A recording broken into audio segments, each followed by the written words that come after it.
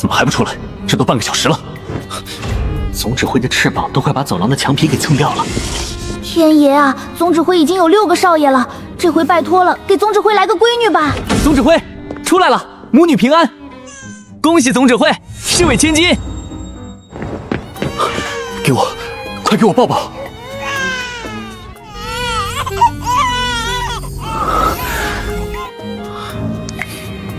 这是极光鹤，只有传说级兽鹤才会出现的极光鹤形态。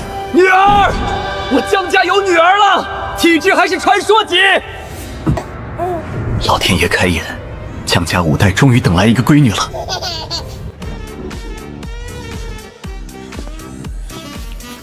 看，这是我闺女，极光鹤传说级兽鹤，你们谁有？恭喜江帅，这福气谁不羡慕？星主大人，江总指挥抱着幼女参加兴义，兴义殿乃联邦最高议事之地，此举有悖规程，请星主大人责罚。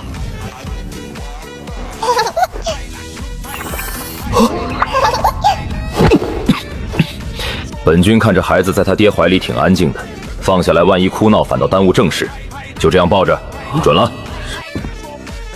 是。总指挥留步！江帅，星主大人请您和小姐去他那里一趟。有什么事明天再说，现在正是我闺女吃饭的时候。总指挥放心，星主大人说了，只要您过去几分钟就好。几分钟？我才不信！江青啊，你看本君的楚星今年3岁。免谈！你怎么不等本君说完？我闺女不跟你家的小子绑定。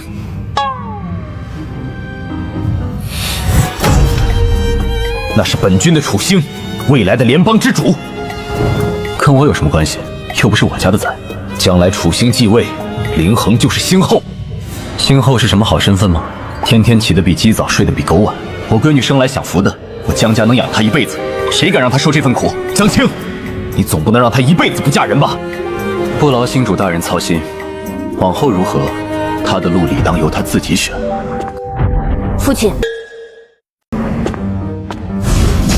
父亲，小申，快来，这是你未来的岳父。我并未答应。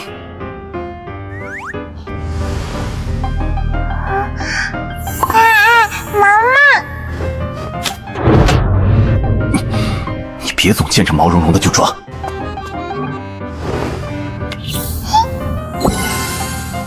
父亲，他的手好软，我能和他玩吗？你看，你闺女和我儿子一见钟情啊！住口！小孩子懂什么？等他长大了再说。父亲，他愿意拉我的手，我要和他玩。殿下，你不能什么都要，更何况这是我闺女。他同意了。先不谈绑定，让2个崽子偶尔见见面。江青，这个面子给不给本君？见面可以，其他的免谈。现在提问，兽核能量输出的3要素是什么？江凌恒同学，请你回答。意念强度、频率稳定性、核心能量储备。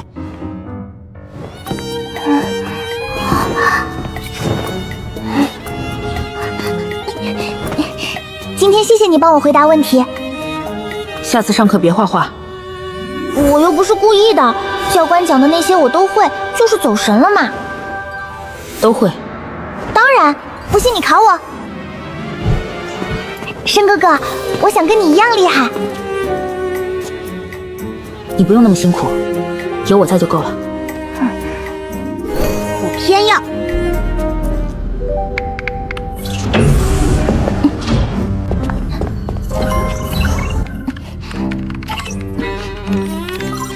申哥哥，等我学好这些，以后你需要帮忙的时候，我就能帮到你了。星主大人，我闺女才6岁，谁让她学高阶跃迁推演的？爹，是我自己要学的。你才6岁，学这些干什么？申哥哥以后要去很远的地方打仗，我想学会算航线，这样他遇到危险，我就能帮他找到回家的路。我不想一直被保护，我也想保护他。 6岁就胳膊肘往外拐了。林恒，本君准你继续学，但每周不超过3次，每次不超过1个半小时。答应本君。还有，可不可以不要告诉申哥哥？我想等学会了给他一个惊喜。傻丫头，行，本君替你瞒着。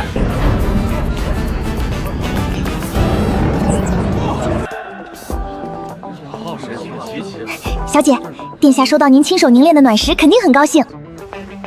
要不是您及时算出可以突围回航的路线，并传送过去，那殿下现在还困在深空区呢。双堂，这话以后别在外面说。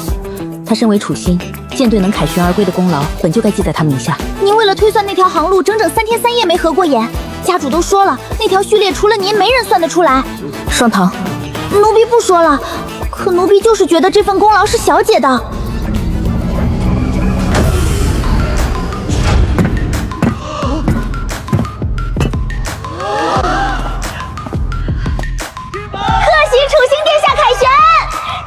殿下身边那个蝶圣人是谁？那是白檀姑娘。据说这次舰队被困深空区，是她找到突围路线，救了所有人。她找到的？那明明是……那是我亲手凝练的平安扣，她出征前我交到她手上的。殿下，你怎么在这儿？殿下，我家小姐在新港从午后站到现在，整整6个小时，就为了把暖石亲手送到你手上。 江姑娘，都是我不好，深空区辐射太强，殿下把防护都给了伤员，我这种蝶类兽核在那种环境下根本撑不住。殿下看我翅膀都快碎了，才不得不护着我的。辐射残留难散干净，这枚暖石能温养兽核，你带着。给他吧。殿下，那是我家小姐消耗了大量生命力亲手凝练出来的。原来是江姑娘做的，那我不该要，还是还回去吧。握着。 我做的平安扣，为什么在她身上？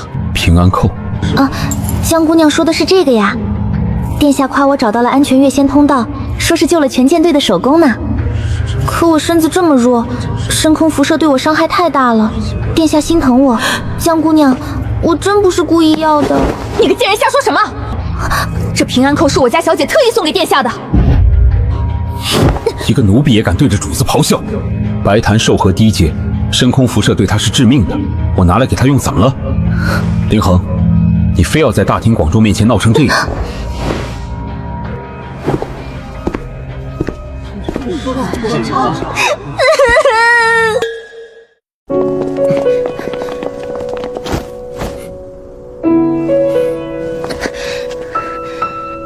那条救了全舰舰队的航路，你跟参谋部说是他找到的。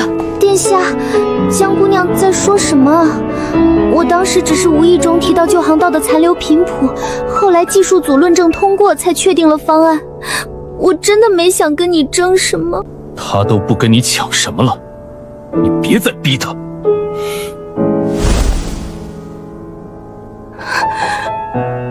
我逼他什么了？江凌恒，今天我带着舰队回来，全城的人都看着呢。你一定要在这种场合闹脾气吗？陆深，那条路线真是他算出来的吗？不是他，难不成是你？你从小就没这方面的本事，以前上课的时候都是我帮你回答问题，更何况你对前线作战需要的推算程序一点儿也不了解。殿下，您说这话对得起自己的良心吗？双堂姑娘，你再怎么样也不能对着店里发脾气，一切都是我的错。这平安扣本就是我不配，还有这暖石，江姑娘，你要是不嫌弃，我现在就还给你。你没有任何错。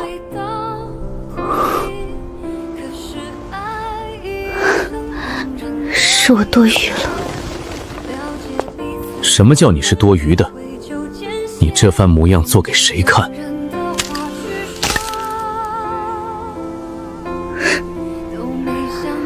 你这么偏袒他，我还能说什么？小姐，殿下这次凯旋而归，星主大人肯定会在今晚的庆功宴上当众嘉奖献策之人。江姑娘若是不想在宴会上看到我，那我今晚就不去了。毕竟我不想因为我的存在让江姑娘为难。你必须到场，是你找到那条可以让我们突围回航的路线。你是功臣，你放心，有我会护着你，谁也不能让你受委屈。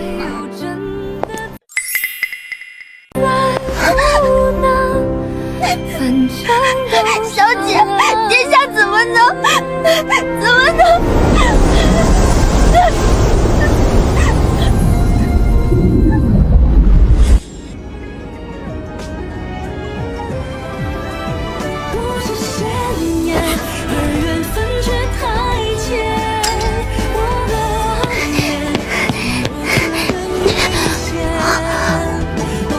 男子汉哭什么？我帮你拿回来就好了。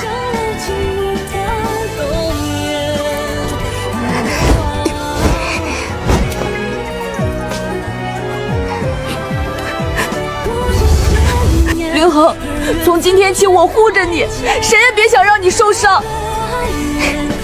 好了好了，把毛收回去，让别人看到你哭多丢脸。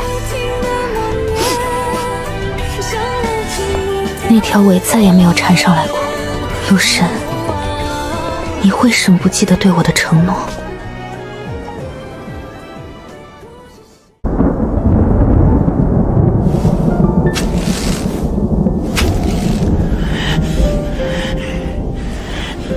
陆深那个混蛋，竟然把你的功劳算在白檀那个贱人身上！你居然还要去庆功宴？你去看什么？看他当着全联邦的面和那个贱人卿卿我我吗？爹，星主大人今晚点名要咱家出席，你晚上不去，明天还没起床就能被监察部那些人直接弹劾刑。让他们弹！老子这辈子的弹劾收账收的够开博物馆了。可您是联邦第1舰队总指挥啊，闺女啊，你可是我闺女。爹，是我对不起你。凌航，陆深这次能平安回来，是不是多亏了你预算出能平安回航的路线？是我。平安扣呢？暖石呢？都是我亲手做了交给他的。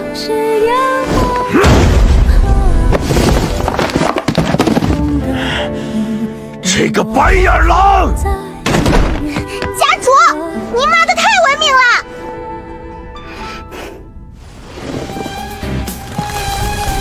爹，今晚这庆功宴，女儿是一定要去的。你不去不行吗？我要去看看，他到底会怎么嘉奖白檀。奴婢也去看那个蝶小人拿别人的血汗往自己翅膀上贴金，他照镜子不心虚吗？好，不管你怎么闹，爹的翅膀给你挡着，大不了老子脱了这身军服。爹，我不会闹，现在去闹没人信我。那怎么办？比起争辩，人们更愿意相信数据。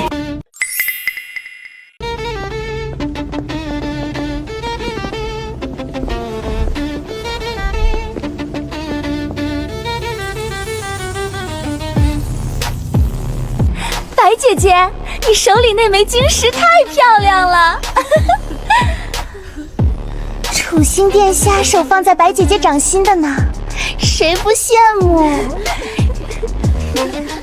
深空区辐射那么猛，白姐姐蝶衣那么脆弱都撑下来了，还能找到突围路线，真了不起。几位妹妹过奖了，我不过是做了分内之事。联邦第1舰队总指挥江帅及其女江陵瑜到。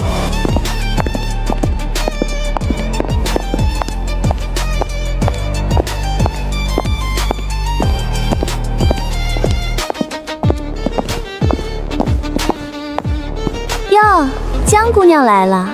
她和殿下可是一起长大的，今天看见白姐姐和殿下那么亲近，怕是心里不痛快吧？怎么会呢？江姑娘最识大体了。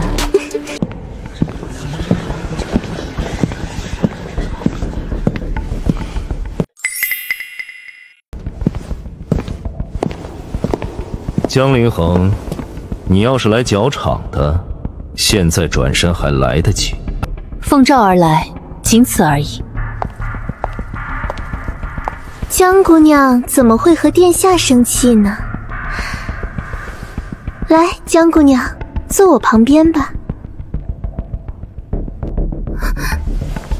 平安扣和暖石，我知道是江姑娘做的，我忘了摘下来了，对不起。不管是平安扣还是暖石，都是我给她的，轮不到别人说三道四。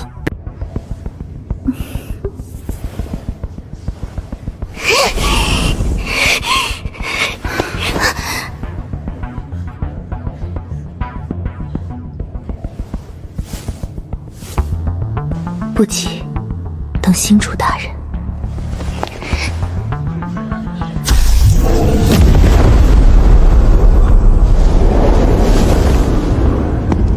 联邦星主大人驾到。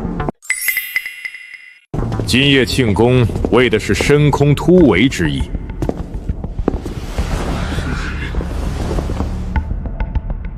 第3舰队不辱使命，全员归还。本军甚慰。献策之人上前领赏。启禀父亲，深空突围一役，突围航路由白檀姑娘首先发现可用的残留频谱数据，经技术组论证后确定为可行方案，儿臣为他请功。臣女不敢居功，能为殿下和舰队尽绵薄之力，是臣女的荣幸。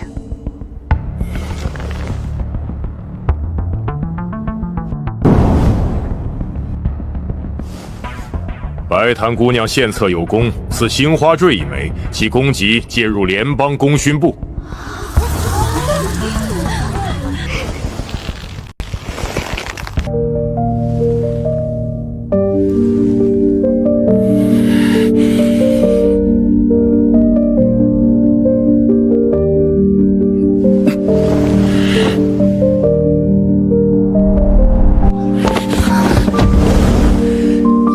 不当场拿出证据，你有完整的推演日志、时间桥、硬件指纹，全套数据。爹，今晚不是时机。什么叫不是时机？他当着全联邦的面把你的功劳领走了，你再不说就……爹，我需要他亲手把这份功劳写进正式战报，盖上主庭3。今晚的口头嘉奖不够，口说无凭。他可以改口，可以模糊，但战报一旦归档盖印，白纸黑字，联邦最高军事档案，任何人不得篡改。到那时候，他写得越明确，将来翻得越彻底。你在等他自己挖坑？坑要够深，摔下去才爬不出来。小姐英明。闺女，爹有时候跟不上你了。爹跟不跟得上不重要，爹在就够了。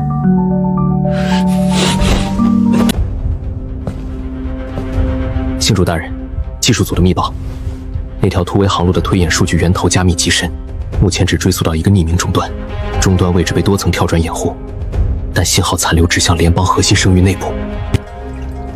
另外，该匿名终端的推演耗时集中在深夜时段，持续约3天。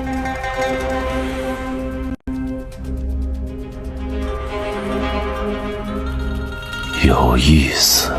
星主大人，是否需要深入追查？查，但不要惊动任何人，尤其是楚星。遵命。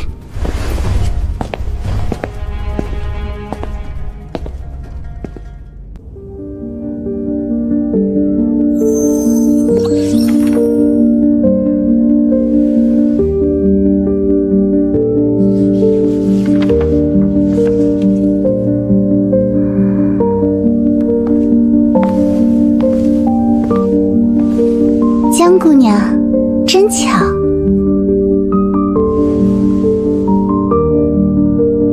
白姑娘，我最近在看航路推演的入门资料。说来惭愧，深空那次我虽然发现了频谱数据，但对背后的算法原理其实一窍不通。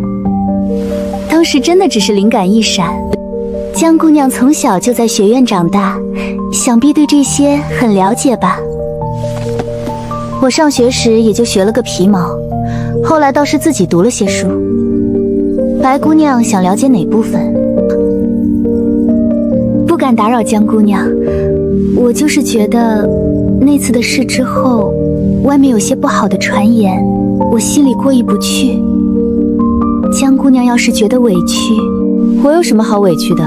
功是谁的就是谁的，殿下都已经在新主大人面前把功劳算在你身上了，白姑娘不用担心我抢了你的功劳。江姑娘果然大度，那我就不打扰了，改天请姐姐喝茶。灵感一闪，算法原理一窍不通，你连自己的谎都记得这么清楚，说明你确实什么都不懂。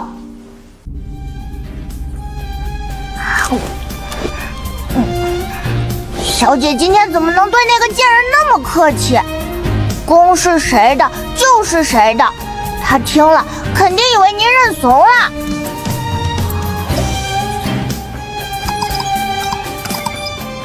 他以为我认怂，才不会去销毁痕迹。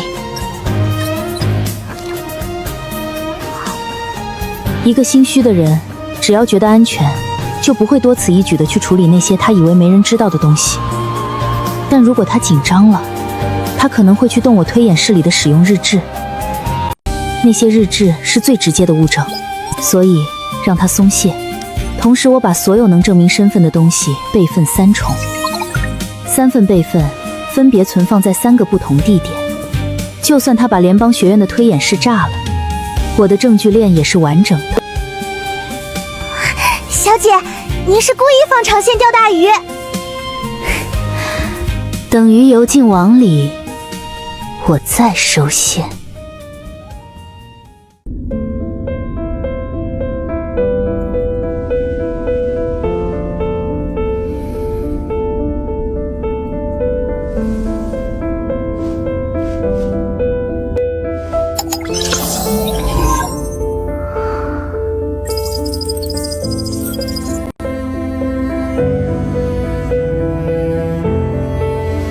请楚星殿下确认战报内容，并盖删印记。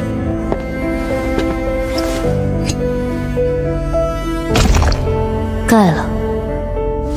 这白纸黑字还有楚星印谜，进入联邦军事档案后，就是永久存记。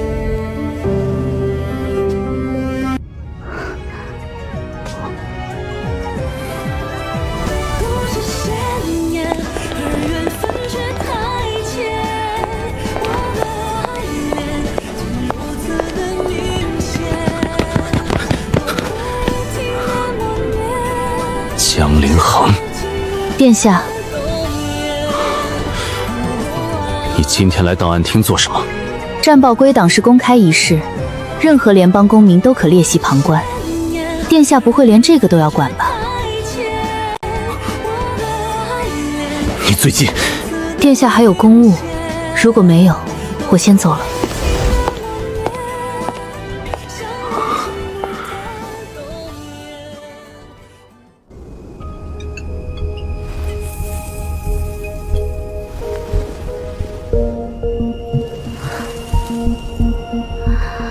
我最近很苦恼。白姐姐怎么了？我也不知道自己做错了什么。自从庆功宴之后，江姑娘似乎处处针对我。前天在学院碰到她，她看我的眼神，我理解她的心情。她和殿下从小一起长大，如今殿下对我多了些照顾，换作是我，可能也会难受。但我真的没想过要跟他争什么。白姐姐别委屈自己了，深空那一仗是你找到的突围路线，功劳是实打实的，他凭什么冲你摆脸色？我听说江姑娘从小就黏着殿下，如今殿下有了心上人，她受不了也正常，只是这吃相嘛，未免太难看了些。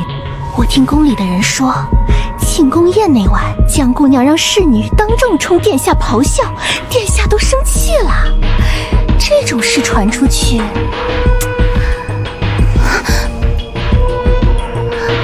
姐妹们别这样说江姑娘，都是我不好。要是我当初不在殿下身边待那么久，也不会让江姑娘误会。白姐姐太善良了，她不领情，你也没必要惯着她。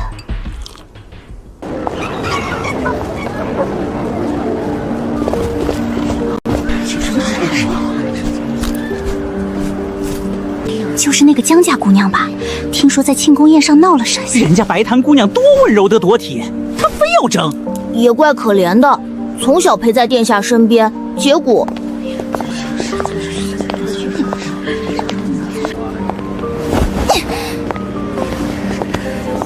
让他们说。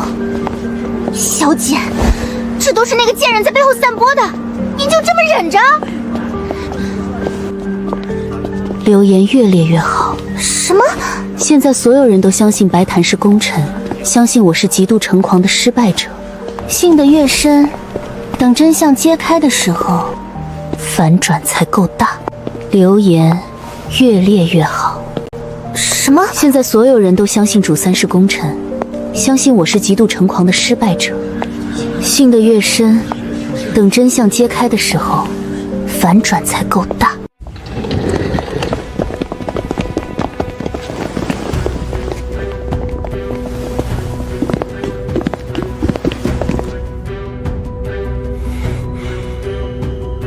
老姜，等一下，上头有人递话下来了，说你家凌航最近的举动引人关注。什么举动？我闺女最近连门都没怎么出。江帅，这事儿吧，咱们做军人的说话直。楚兴的战报已经盖印滚档了，那就是定论。你家姑娘去观礼那天，不少人都看到了。有些事翻不了。老姜，不是兄弟不帮你，楚兴的战报已经盖印归档了，联邦军事档案不可追溯修改，你知道这个规矩，让林环别再折腾了。江家和楚兴府之间的关系经不起太多波折。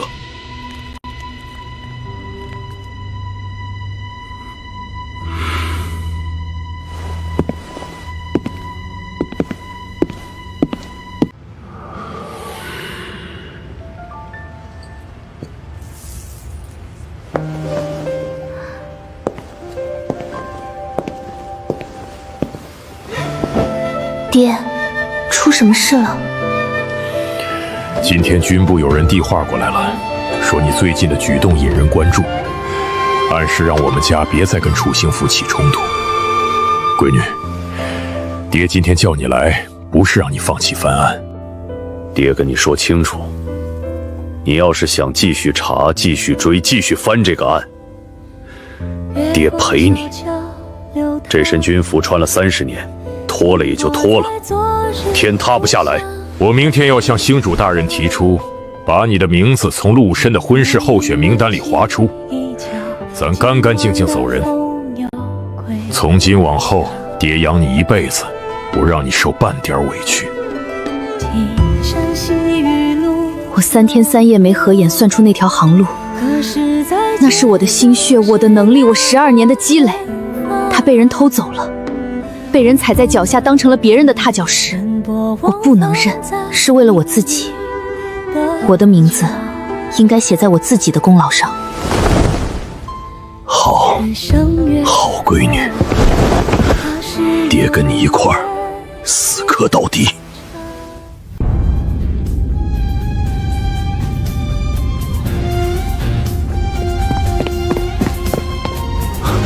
星主大人，匿名终端的追踪有了进展，多层跳转的加密做得极为精密，普通技术人员根本追不到。但我们用了军方最高级别的解码装格，最终锁定了终端的硬件指纹。硬件指纹与联邦学院星图推演室的3号主机高度吻合，匹配度97.3%。此外，推演室的能量消耗日志显示，在深空突围发生前的72小时内，3号主机有连续高强度运行记录，时间段集中在早晨0点至凌晨3点。联邦学院深夜凌晨0点到3点，12年，他学了12年。星主大人，继续查，把3号主机在那72小时内的完整运算日记提取出来，每一步中间值，每一个校准节点，全部提取。遵命。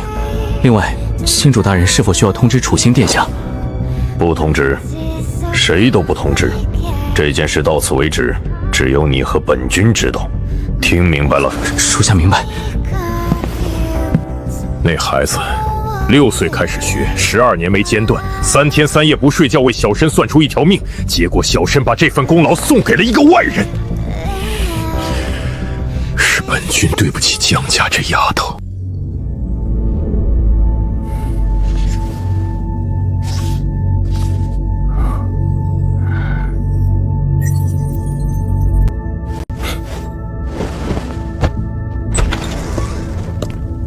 殿下还在看公务，太晚了，该休息了。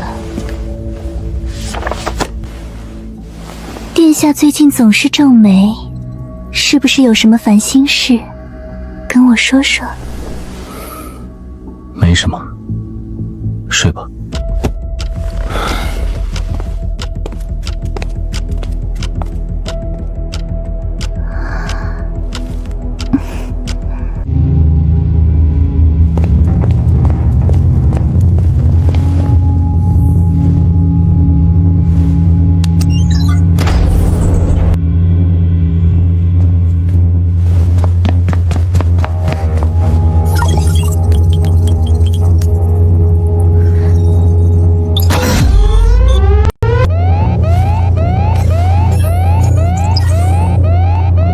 星主级权限，他已经在查了。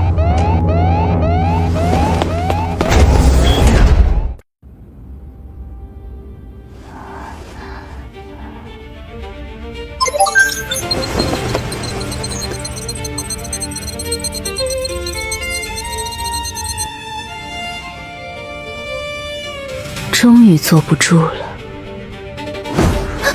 小姐，怎么了？他去读日记了，试图删除，但被星主的权限所挡回来了。这说明他心虚了，他知道那些日记能证明真相，所以想销毁。也说明另一件事，星主大人已经在我之前就锁住了那些日志。星主大人在查，白檀发现被查了，他现在会做2件事：第一，想办法从其他渠道销毁证据；第二，在证据被公开前把我彻底踩死，让所有人认定我是一个嫉妒成狂的疯女人。这样就算真相出来，也会有人替他说是被江凌恒逼的。那我们怎么办？什么都不用做，他越急，露出的破绽越多。我们只需要等他把所有的错都犯完。小姐，你什么时候变得这么厉害的？从6岁那年，我决定不再只是被保护的那一个开始。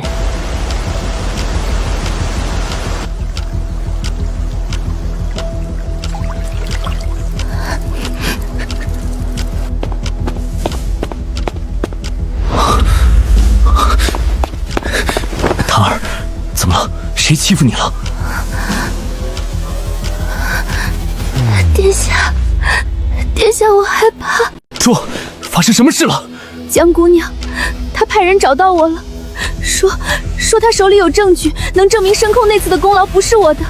她说如果我不主动从殿下身边退出，她就把那些证据公之于众，让我身败名裂。殿下，我到底做错了什么？我只是当初提了一句平铺数据，后来的一切都是技术组完成的，我从来没说过全是我的功劳。他为什么要这样逼我？他威胁你？殿下别生气，也许江姑娘只是太难过了才这样说。我不想让你们之间……我去找他。殿下，不要！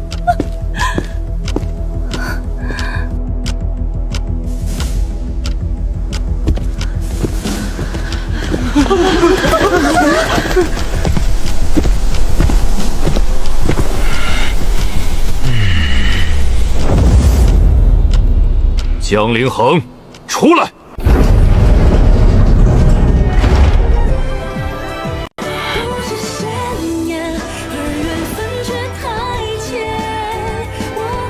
殿下有何贵干？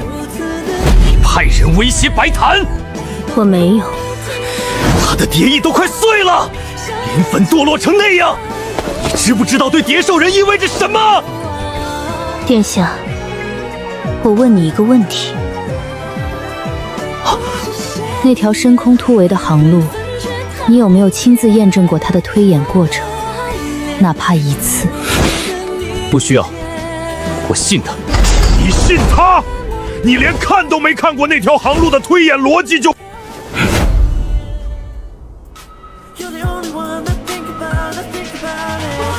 好，你信他。那殿下请回。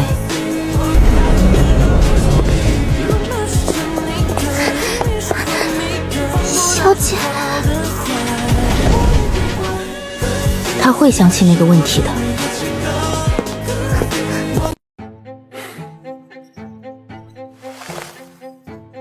林恒，坐。星主大人，本军让人查了3周，结果你已经知道了。深空突围航路的推演，从第1步到最后一步，全部出自联邦学院推演室3号主机，使用者的生物识别信息是你。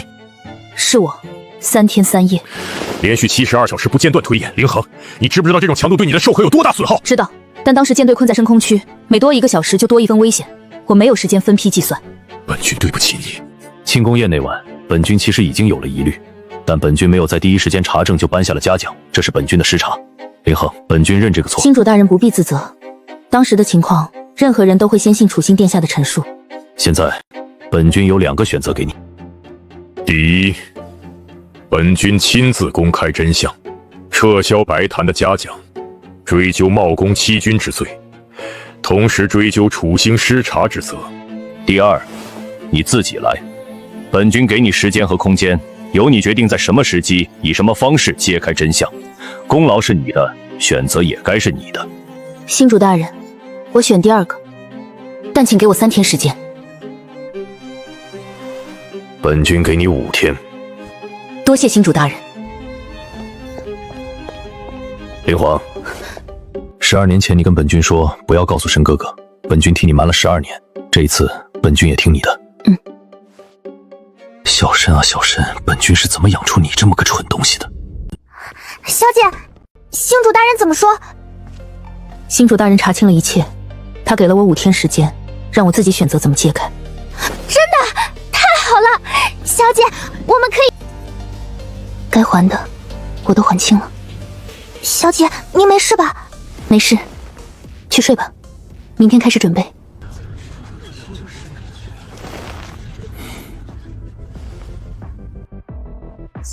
联邦航路研究员江凌恒入殿。启禀星主大人，联邦公民江凌恒依据联邦法典第7章第32条公民举证权，就第3舰队深空突围战役战报中相关记载进行事实陈述，并呈上证据。准。这是联邦学院星图推演室3号主机在战前72小时内的完整使用日志。登录者我本人，生物识别比对匹配度99.7%。这是航路推演的完整运算过程，从1步到最后值，每一个校准节点均有不可篡改的时间切和终端硬件指纹进行交叉验证，最终传送至第3舰队的突围航路数据班，其来源终端硬件指纹与联邦学院3号主机完全一致。以上3组证据形成完整离环，深空突围航路的推演计算从始至终由我独立完成。本军已独立核实以上全部证据，结论确凿无疑，现宣布撤销白檀一切嘉奖，星辉坠收回，联当功勋簿中相关记录删除，白檀冒警军功欺瞒星裔，交由监察部依法追究。深空突围航路献策首功归于江凌恒。谢星主大人，臣女告退。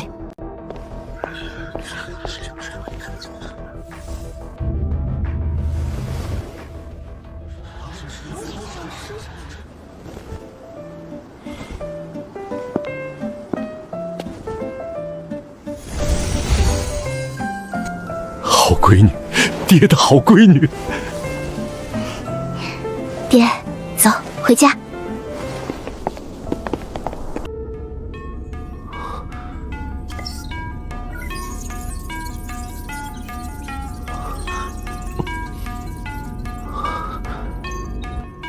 你从小就没这方面的本事。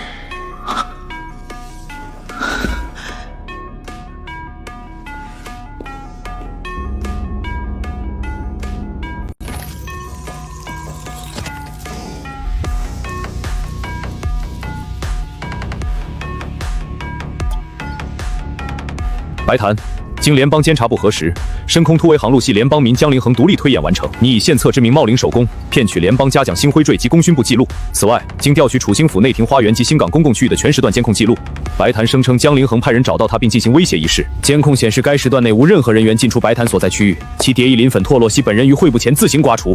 该指控是白檀主动捏造，意图借楚兴殿下之手打压江凌恒。以联邦法大人，我不认冒功，我从未主动声称航路是我推演的，是楚兴殿下认定了那是我的功劳。他在参谋会上当众宣布，我不敢反驳殿下。后来庆功宴上，殿下为我请功，我更不敢当着新主大人和殿下的面说这不是我的功劳。我只是没有及时更正一个误会。至于这个误会为什么会产生，大人应该去问楚兴殿下才对。白檀，你说只是没有及时更正误会，但监控记录显示，你在楚兴府内廷花园对楚兴殿下哭诉江凌寒派人威胁我，此为主动捏造事实，蓄意引导殿下对江凌寒产生敌意。这不是不更正误会，而是制造新的谎言来巩固旧的骗局。此外，联邦法典第9章第15条明确规定，于正式场合中知晓他人将不属于自己的功劳归于己身而不由正，视同主动冒领。白檀在庆功宴上被楚兴通当众正义而未请功时，更在此后主动捏造威胁事件以维护虚假攻击，两罪并罚，冒功欺君罪名成立。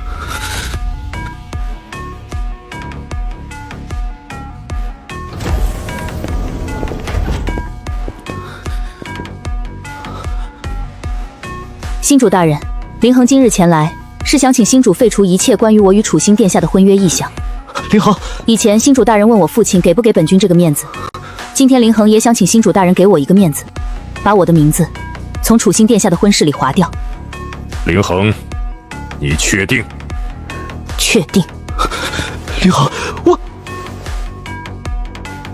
殿下，我已经不需要您护着我了。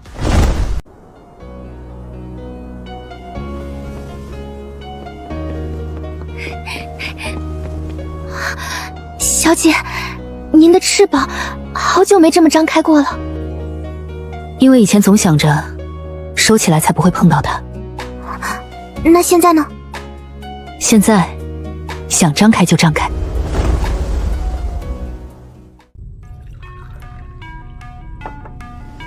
老姜，林环要解除关系，本君理解他，但本君不能准。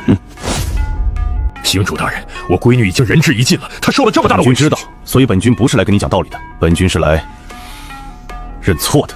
本君当年共促成这桩婚约时，是真心觉得小神和凌恒般配，但本君没有教好自己的儿子，他的眼睛不够亮，心不够细，连身边最珍贵的人都看不清，这是本君做父亲的失败。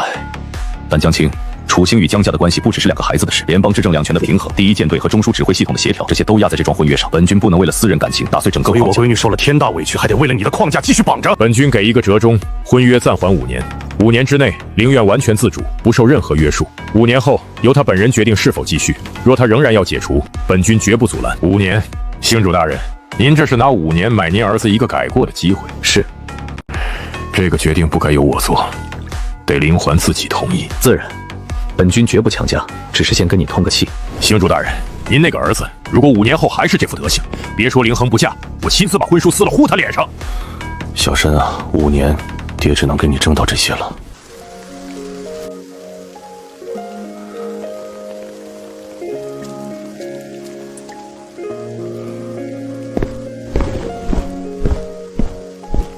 殿下，这2样东西是我闺女消耗3个月生命力亲手凝练的。这枚平安扣是她在你出征前夜用寿和精华凝练的。你把它们给了别人的时候，有没有想过他们是怎么来的？现在你拿回来还她，你是想让她再看一遍自己是怎么被践踏的吗？回去吧，这里没有你能还的债。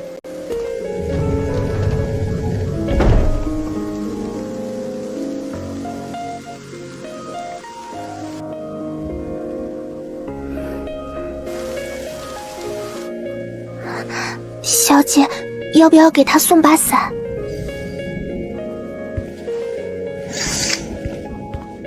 他淋一夜雨就能把我8岁那年流的血还给我吗？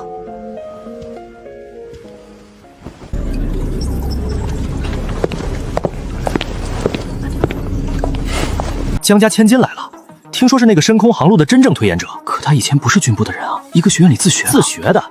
深空那条航路就算真是他算的，也可能是瞎猫碰上死耗子。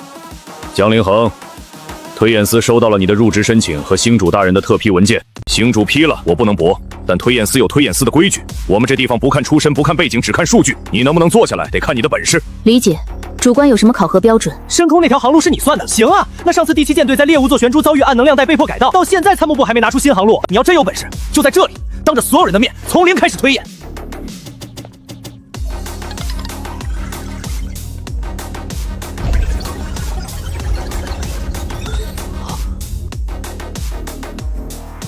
17位进度，47分钟。暗能量带的驱地补偿，他用了3重线条，而不是常规的双重。17位，47分钟17位，这种方法我只在30年前见过。江姑娘，不对，该叫江总监了。我们这地方不认爹，不认出身，不认背景，只认能力。您坐第一位。多谢主官。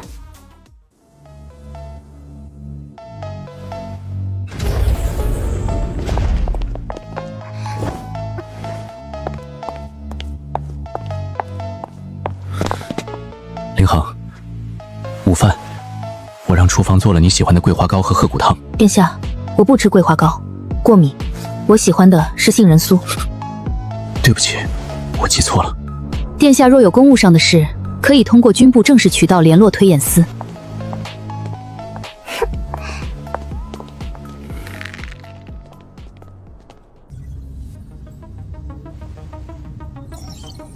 第3编队从这里切入，利用小行星带遮蔽，在敌侧翼形成突袭。殿下，这条突进路线经过的这个区域，空间曲率在模拟条件下会发生0.7%的偏移。您的编队速度按当前设定通过时，会产生3秒的导航盲区。3秒，以编队规模计算，折损率约12%。重设，绕行方案呢？跃迁节点间距过密，连续3次微跃迁间隔不足90秒，舰队引擎冷却来不及，第2次跃迁会有8%的偏航率。可行，折损率控制在2%以内。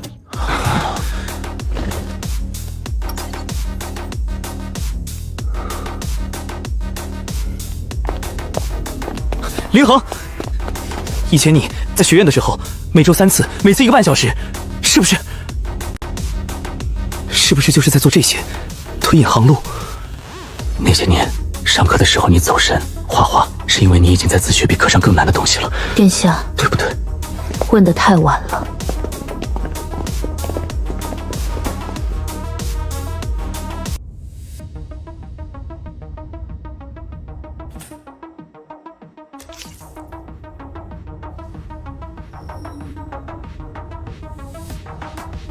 你们终于来了。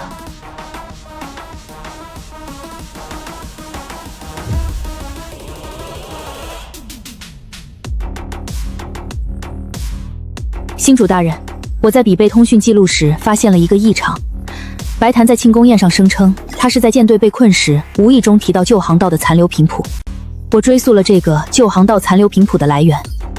联邦所有已知航道的历史档案中不存在与该频谱匹配的记录，但我在另一个数据库中找到了几乎完全匹配的信号。300年前，联邦派出击破晓号远征舰队进入深空区探索未知星域，白蛇舰队也让提到旧航道残留频谱，与破晓号最后发回的信号中所包含的航道数据匹配度高达94.2%。你的意思是，白檀不可能凭灵感说出那段频谱，是有人或什么东西把300年前失踪舰队的航路信息交给了他？是。如果他只是舰队不是迷失在深空中，信号会逐渐衰减直至消失。但这段频谱的信号衰减，300年没有过去了，信号长度如新，这意味着发出信号的东西仍然在运行。要么是破晓号的设备还在工作，要么是有什么东西接收了破晓号的数据，并且保持着它的活跃。查白檀的出身，从头查，查他从哪里来，查他什么时候出现在帝都，查他接触过谁，查到底。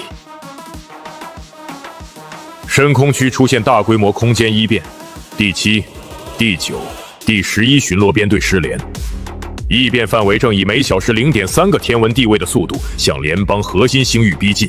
本军决定组建远征舰队，楚星陆升任远征主帅，儿臣领命。第1舰队总指挥江帅督战，主推演师启禀星主大人，推演司就远征舰队主推演师一职进行了内部推选，结果为全票推举航路组监江凌恒。不行！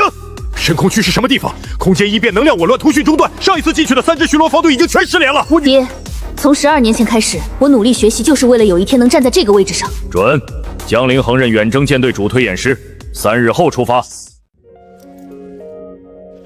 闺女啊，爹的翅膀护了你18年，这回轮到你自己飞了。爹，等我回来。去吧，回来给爹带点深空区的星辰。你娘说要做香料。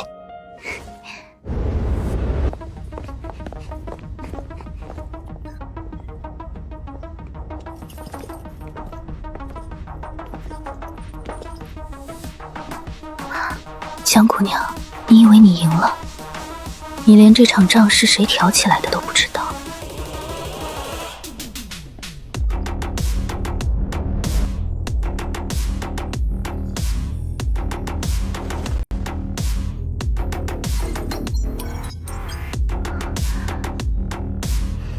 小姐，应该歇一会儿了。第3段月缺训练还有最后一组坐标没有校准，再等我半个小时。你已经说了3次再等我半个小时了。最后一次，这次是真的最后。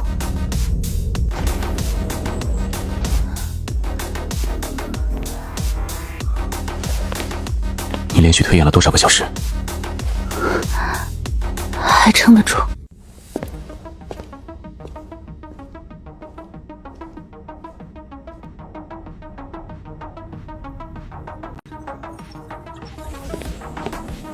主推演师，作战部请求校准第7月期点的侧翼安全参数。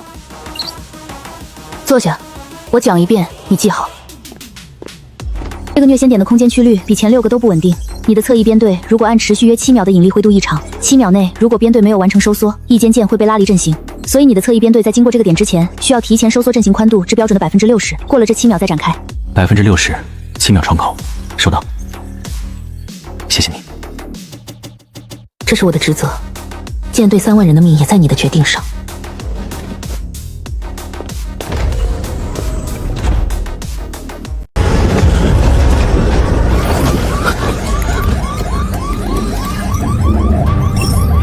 友谊号和铁臂号信号消失，一边波前向旗舰方向推进，预计接触时间4分17秒。全舰1级战备，导航系统状态。导航系统实现，欺骗干扰导致所有星图定位信号归零，我们失去了方向。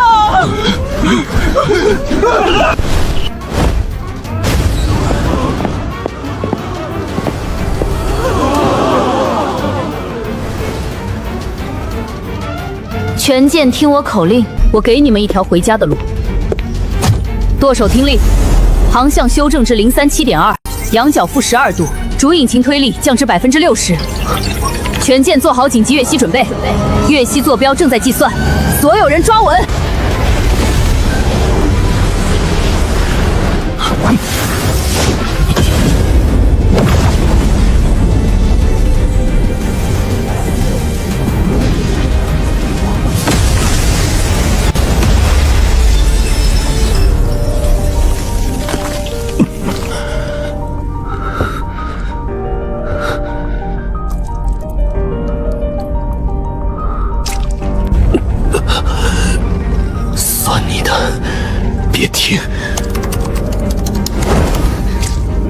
跃迁坐标确认，全舰，3、2、1，跃迁！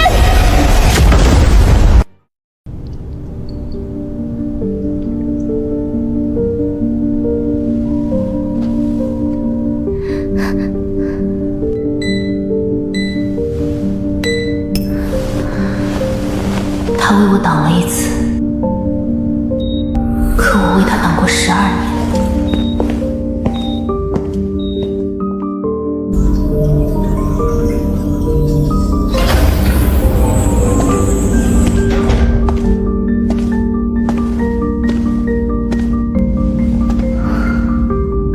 江姑娘来了，恭喜你，功劳拿回来了，名声洗白了，甚至连楚星殿下也开始用命来换你的注意了。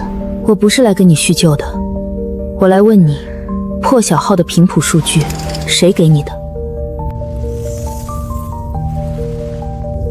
哼，你以为我是靠眼泪活着的？我是星线送进联邦的第7美灵。300年前那支失踪的破晓号舰队不是失踪，是投诚。他们在深空区遇到了某种超出联邦认知的存在，他们选择了加入。这张图不是联邦的，这是星灭的疆域。你们以为深空区是一片混沌的无人荒野，其实那里早已有了主人。我最恨的不是你比我强，是你明明什么都算得出来，却算不出身边最亲的人会背叛你。星夜要什么？问错了，该问星夜要谁。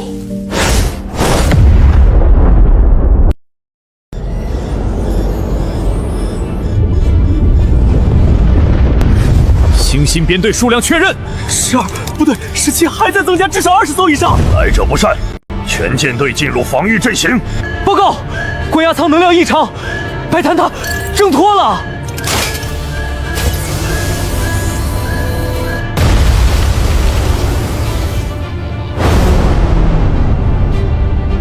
新营编队包围阵型形成，他们在逼我们朝畸变裂隙方向退。他们不是要毁掉我们，他们要把我们赶进畸变裂隙。我来计算撤离航路，全舰准备紧急跃迁，但跃迁前需要有人掩护旗舰校准坐标，坐标校准必须在异变干扰最弱的位置进行。我需要去外部推演平台。不行，外面是畸变乱跳。我是全舰唯一能在畸变干扰中进行实时推演的人，你知道这一点。殿下，你的位置在指挥席上，他知道自己在做什么。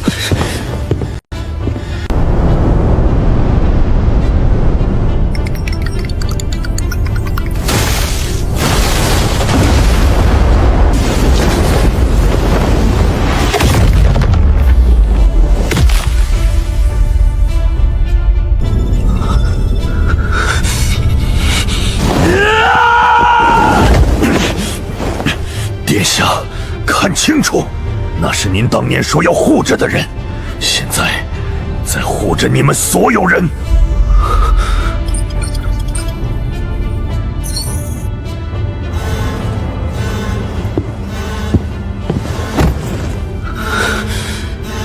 全舰血息。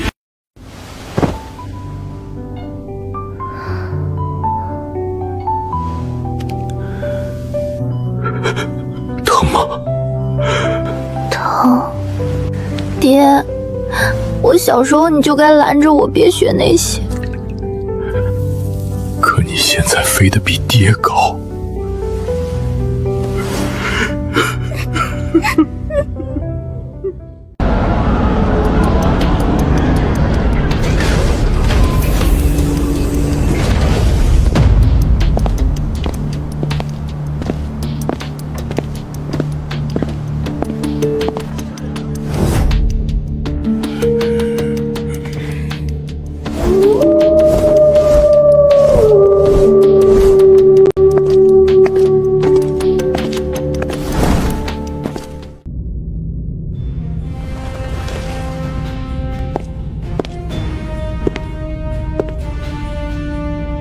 联邦航路总监江凌恒，于深空远征战役中以身为饵，引导舰队挥避异变线走，于旗舰失去导航时独立计算生路，与外部推演平台以一档显校准跃选坐标，保全舰队3万人生还。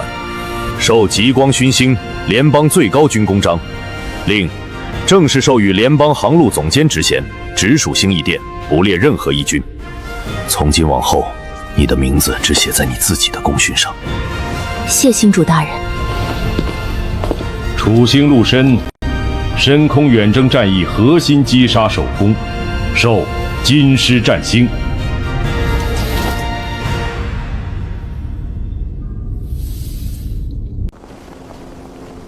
凌恒，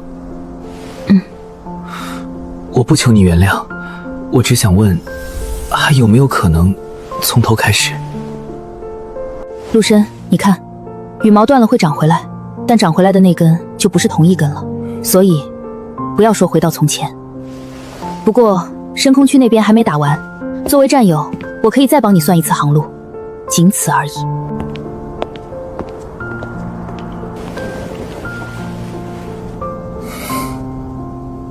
够了。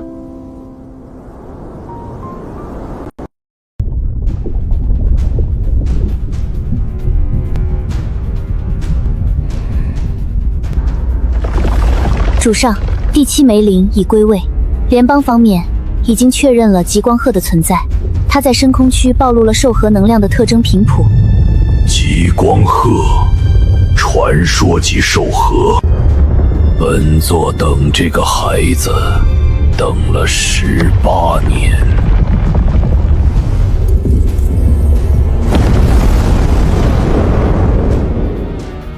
深空区异变持续扩张，情报确认，星焰母舰是异变的源头，它在吞噬空间能量，壮大自身。按当前扩张速度，6个月内异变将触及联邦第1防线。航路总监，本军需要你的判断。星主大人，根据我在远征期间对星式母舰能量频谱的实测数据分析，母舰的核心并非机械动力源，它是一颗活的兽核。具体来说，是一颗被囚禁了300年的远古的极光鹤兽核。这也是为什么它会对我产生共振效应。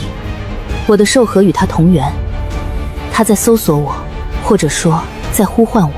他要你做什么？目前未知，但有一点确定，只要我的兽核存在，它就不会停止搜索。被动防御只会让异变持续扩张。我们需要主动出击。我需要前线所有舰队的实时航行数据，不经任何人筛选，直接接入我的推演台。我要在36小时内给出打击方案，但有一个前提条件，我需要主帅的完全配合。推演人给出的航路参数不容修改。主推演人的参数我不改。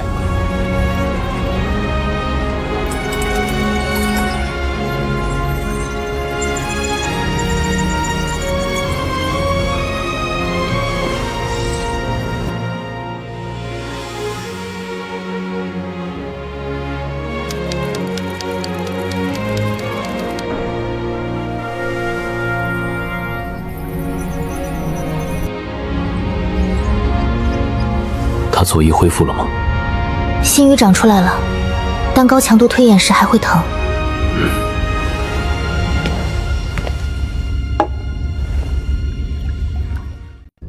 第1方案稳妥，但耗时长。抵达窗口期时，母舰可能已经移动至下一坐标。第2方案速度适中，但需要穿越小段畸变边缘，舰队有4%的折损风险。第3方案，3次精准微源1直插母舰预测坐标，时间最短，折损率最低，但容错率几乎为0。每一次跃切的参数在执行前2秒内由我实时校准，意味着任何一个环节出偏差不会偏差。3次跃期我都实时校准。你要随舰。航路总监的职责是确保舰队不迷路。这3次微跃息的实时校准延迟不能超过0.03秒，远程传输无法保证。我必须在舰上。殿下有异议吗？没有。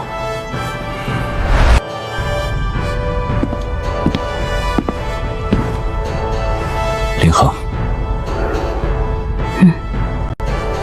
这一仗我需要你的航路。我知道。还有，回来以后，有些话我想当面跟你说。先活着回来，话以后再说。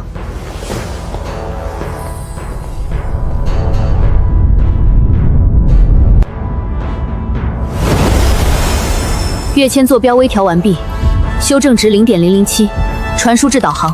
收到，坐标已更新。全舰进入跃迁准备。3、2、1，执行。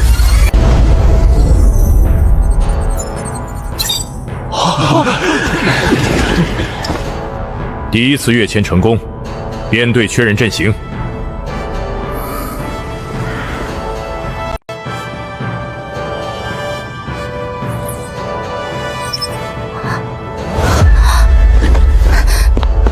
小姐，参数被动过，偏差0.003。如果按这个值跃迁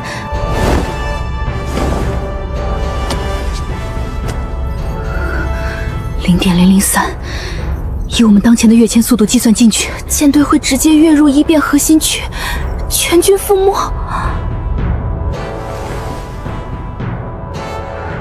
不要声张，把篡改痕迹锁定，追踪是从哪个终端输入的修改指令。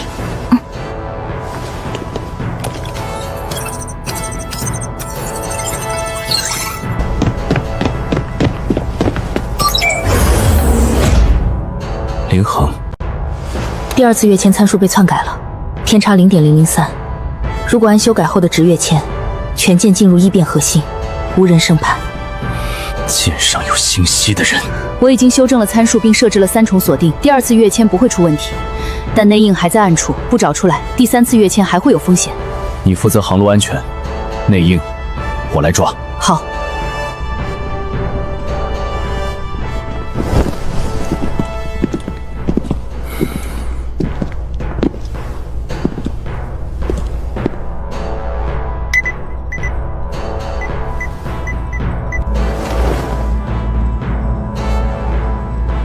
出来！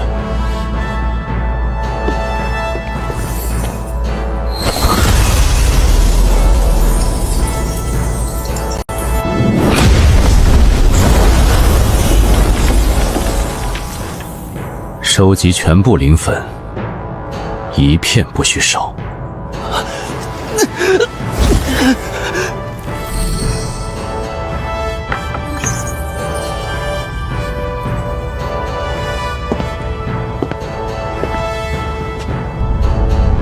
白檀在我身边待了2年，2年里他在我身边安插了至少1个内应，也许更多。我连这都不知道，是我无能。知道就好，现在专心打仗。好。第2次跃迁坐标确认，全舰准备，3、2、1，执行。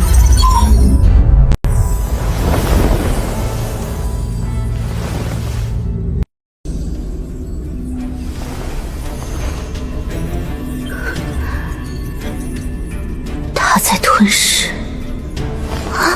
异变区不是自然形成的，是星夜母舰在吞噬空间能量扩张自己。每一次坐标变换就是它一次进食，坍塌发是它咀嚼空间时的负残光。吃空间这种东西真的存在？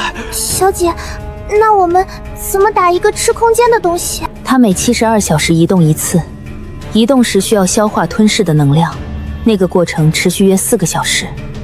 4个小时内它是静止的。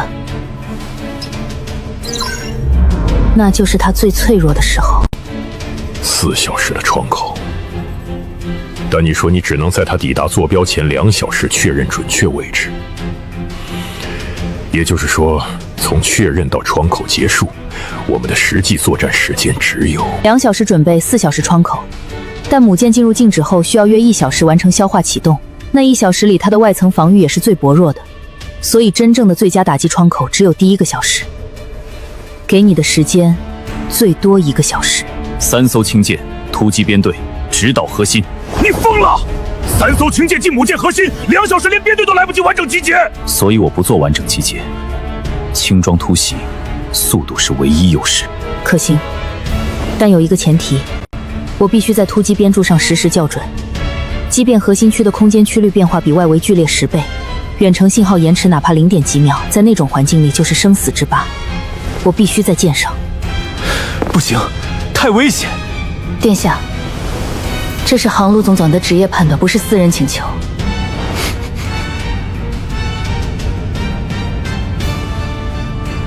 收到。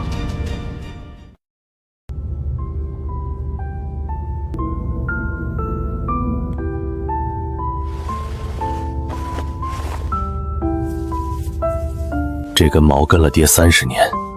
每次出征前，你娘都替我把它缝在内衬里，说是只要有家里的东西在，就一定能回来。爹信你的翅膀，但爹的羽毛也想陪着你。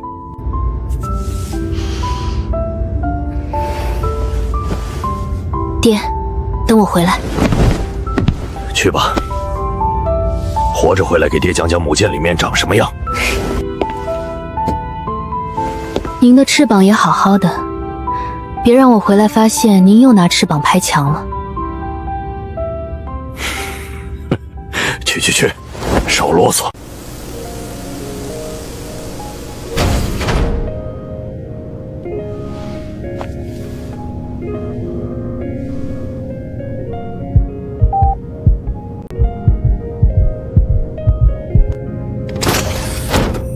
你说过不需要我护着你了。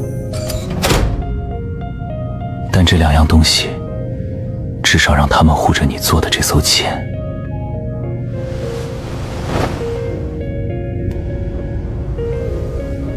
帮我看着爹，别让他追出来。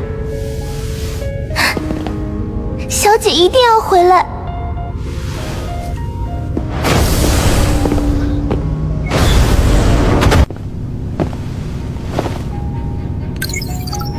准备好了？随时。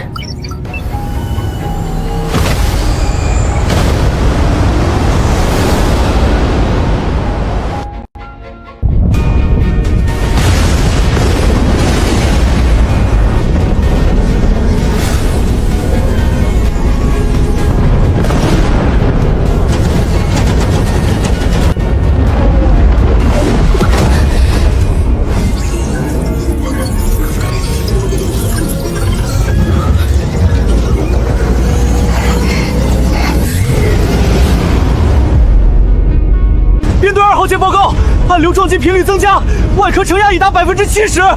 保持阵型，林恒，下一个转向点。20秒后左转41度，俯角8度。现在。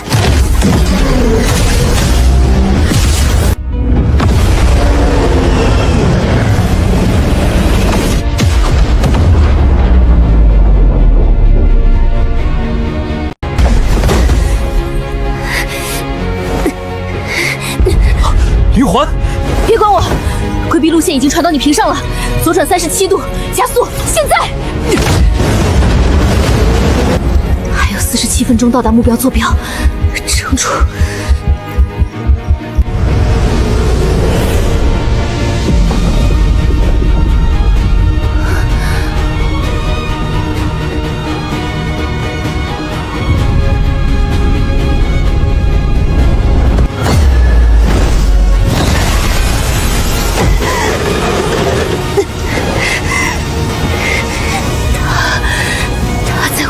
我的手盒，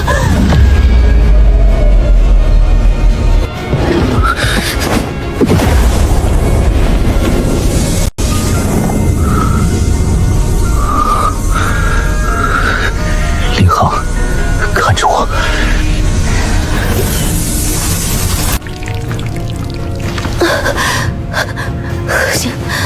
和我的手盒是同源的。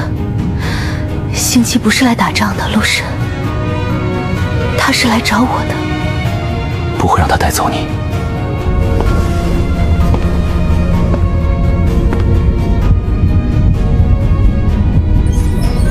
取消攻击计划，全速撤离。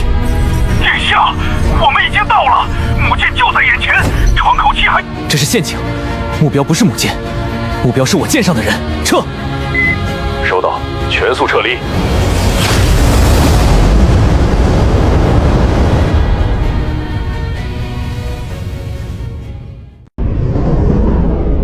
殿下，2号舰断后，1号舰带着总舰先走。我不，殿下，老臣跟了星主大人30年，保住那个丫头，这是军令。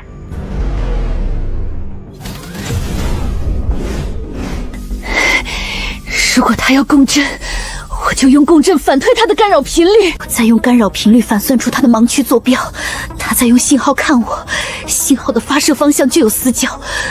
死角就是盲区，盲区就是我们能逃出去的路。小姐，你这样会，你的手可承受不住的。我知道代价。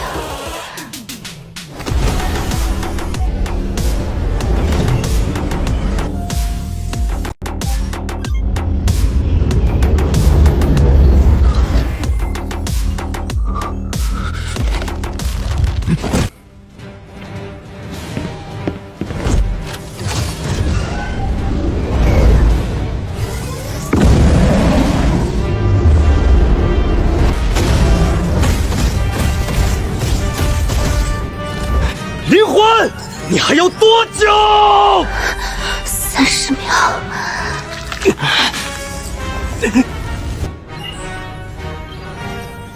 坐标已传，航向173.5，仰角正21度，全速跃迁。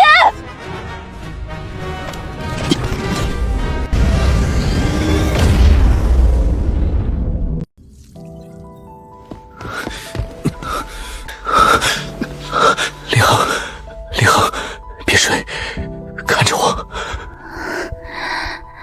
你的鬃毛烧成这样，回去你爹该心疼了。我不要别人了，就你，只你。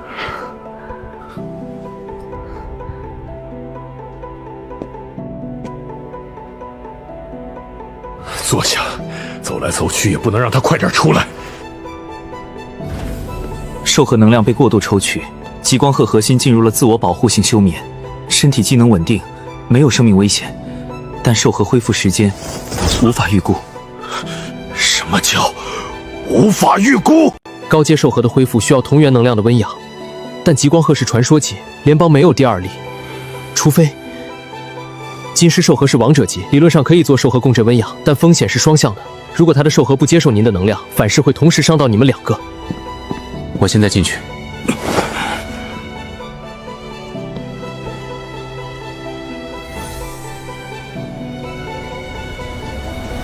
殿下，您自己再坚持一会儿。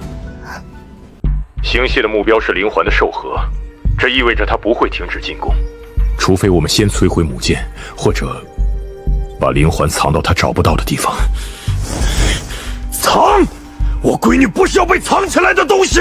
老姜，本军也不想，但灵玄授核受损，若星系再次发动共振，上一次你看到了，他差点儿不藏。等他醒来，由他自己决定。你确定？灵核授核受损，很长一段时间内他无法进行高强度推演，失去他，联邦在深空区的作战会不会再替他做任何决定。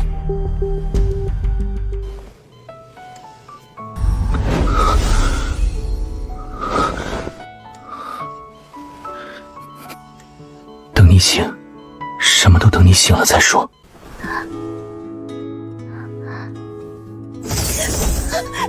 小姐，你回了整整11天，11天啊！别哭，我没事。江总监，您的授核核心没有破碎，但处于深度休眠状态。目前的授核能量只有巅峰期的不到20%，翅膀的物理功能不受影响，您仍然可以飞行，但极光形态需要授核自然恢复后才能重现，恢复时间无法预计，可能数月，也可能数年。能飞吗？能飞，但不建议高强度。能推演吗？推演需要授核能量辅助校准，目前的容量每次只能支撑不超过40分钟，超过这个时长，您的授核会进入保护性关闭，强行中断所有能量输出。我的军服在哪儿？小姐，您不多休息几天吗？休息够了，有工作要做。走，回家。你娘炖了汤。爹，陆深呢？在军部，他鬃毛还没长回来。这小子连着11天待在医疗舱外的走廊。你怎么不在医院多休息几天？疼吗？不疼。骗人。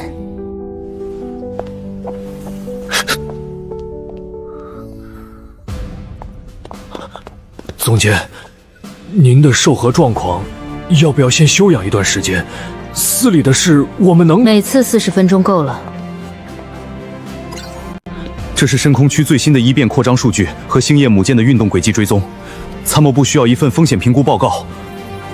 什么时候要？3天后的战略会议。够了。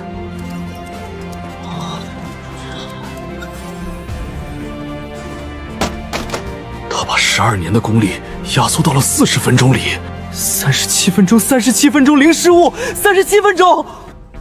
报告已存档，有问题随时找我。根据星密母舰过去2个月的运动轨迹分析，畸变扩张有3种主要可能。本军已阅，依此部署。林恒，你的翅膀失去了颜色，但没有失去锋芒。航路总监的位置，你继续做。本军等你的翅膀重新亮起来的那天。谢星主大人。星主大人，星械不会停止，它的目标是我的授核。只要我存在，它就会持续扩张，持续搜索。被动防御只会让伊变一点点吞噬联邦的生存空间。我们需要主动出击，而我需要成为诱饵。你拿自己当饵？爹，我是联邦唯一的极光鹤，这个事实不会因为我躲起来就改变。与其等他找上门，不如我主动定规则。我可以控制自己兽核恢复的速度和节奏，让共振信号若有若无，引导星线母舰进入我们预设的伏击圈。关键在于我要精确控制信号强度，让他觉得猎物在逃跑但追得上，而不是察觉这是陷阱。林恒，你能保证自己不会被共振吞噬吗？上一次你差点……不能保证，但我能保证，如果失控，我有办法在最后关头切断共振。均准了，但有一个条件，主帅必须时刻在伏击圈外围待命。一旦你发出撤离信号，无论战况如何，立刻撤。可以接受。你说的最后关头切断共振是什么意思？如果共振无法外部中断，唯一的办法是封印兽核。你不能！陆深，你说过不会再替我做决定。那你告诉我，我能做什么？把仗打赢，在我需要熄灭它之前，把母舰打碎。我会的。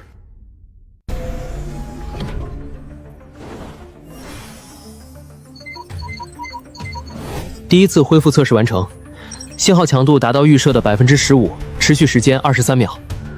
够了，星蟹应该收到了一个闪烁。下一次间隔48小时。总监，您的兽核恢复速率比预期快了将近3倍。金氏兽核的温养确实被您的兽核接受了。殿下连续11天的能量输入没有产生排斥反应，相反，王者级能量激活了极光鹤兽核的自幼机制，这在理论上是可能的。按照当前恢复速率推算，您的兽核能量应当能在数周内恢复至40%左右。你站这儿有什么用？没用，但我不走。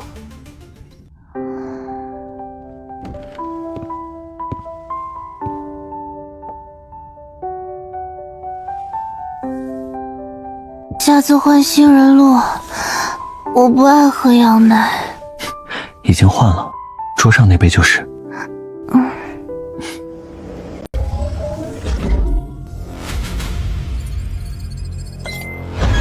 坏来信号，从深空区方向，它在回应，频率与总监的信号完全咬合。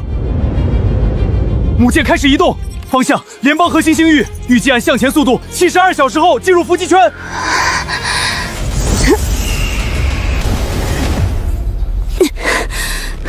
它比上次更快，预计多久到达伏击圈？按当前加速度72小时。72小时，够了。通知参谋部，伏击计划启动。江总监的信号需要持续释放，将母舰锁在伏击圈内。信号源，也就是他必须在伏击圈中心。我的突击编队将在他周围3公里内组成防护阵型。母舰进入射程的瞬间，由我负责突入击杀核心。时间窗口，我需要航路总监确认。从母舰进入伏击圈到他意识到是骗招，你有11分钟。够了，这对冤家非要一起上战场。小姐，殿下又在门口站着。您要不要见他？让他进来。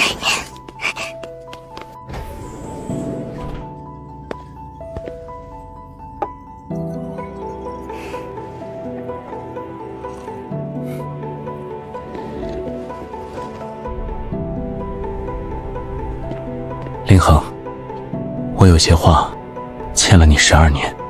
说。当年在学院教官提问你，是我替你回答的。后来深空那次，那条航路明明只有你才算得出来，我却连想都没往你身上想。我以为你一直是那个需要帮他回答问题的小姑娘，我从来没有认真看过你变成了什么样的人。你知道我最伤心的是什么吗？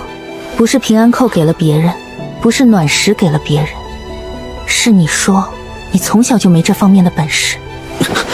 我知道，我每天夜里都在想这句话。目标进入伏击圈，全编队出击！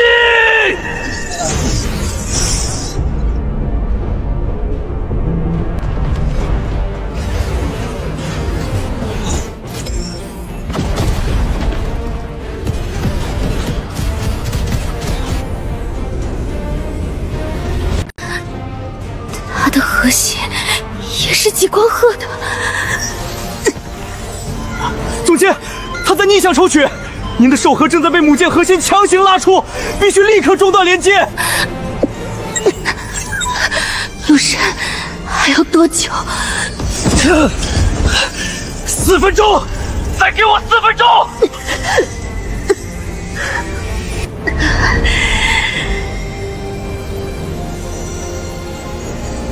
4分钟，我撑得住。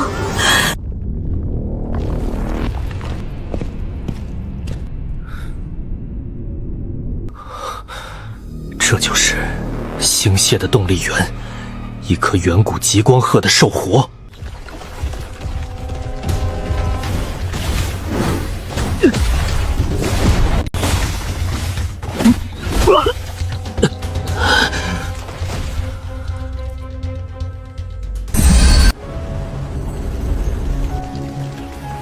孩子，我等了你300年。你是？我是第1只极光鹤。联邦记载中传说及兽核起源的那个传说，就是我。300年前，我的兽核被星蝎夺取，被作为动力源囚禁至今。他们用我的信号在宇宙中搜寻下一只极光鹤。孩子，那就是你。你需要我做什么？孩子，你一定很困惑，为什么同源的共振此前一直在伤害你？因为我被囚禁着。星矢将我的能量扭曲成了吸收模式，他们用我来抽取、来搜寻、来掠夺。每一次共振都是我被迫向外伸出的锁链，不是我的本意。但一旦核心被击碎，囚笼不存在了，我就不再是被扭曲的掠夺者，我只是一只回归自由的鹤。自由的极光鹤能量不会伤害同源者，它只会归于血脉最近的那个孩子，如同河流回归大海。我只需要你摧毁我的核心，把我从300年的囚笼里放出来。摧毁你会怎样？我的光会回到你体内，孩子，你会变得完整，比你想象的更完整。但代价是共振的痛，你要独自承受到最后一刻。核心被击碎时，300年的能量会一次性回流到你身上，那个过程会很疼。告诉那只金狮，击碎核心，不要犹豫，那是解放。陆深，听我说，击碎核心结晶，不要犹豫，那是一颗被囚禁的兽核，击碎它就是解放它。击碎它会伤到你吗？不会，相信我，这一次，相信我。收到。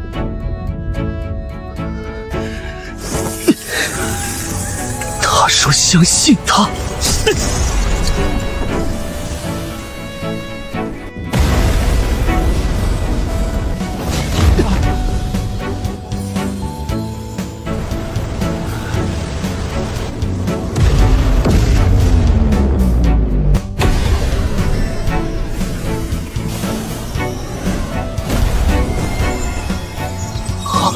兽猴能量120%，超过了他原来的巅峰值，这不可能！谢谢你，前辈。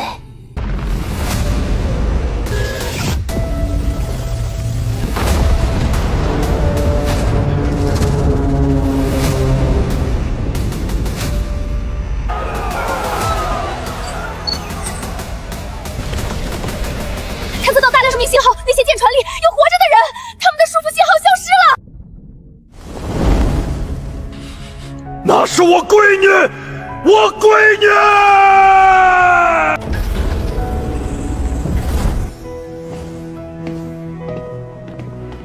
看见没有？那是我闺女，我闺女灭了星系母舰，你们谁有这本事？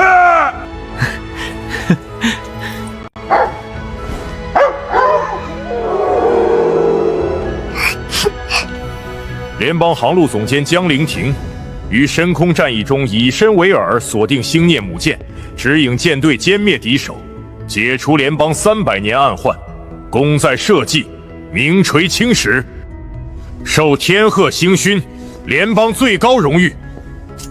林恒，12年前你说不要告诉申哥哥的时候，本君就知道你这丫头将来不得了。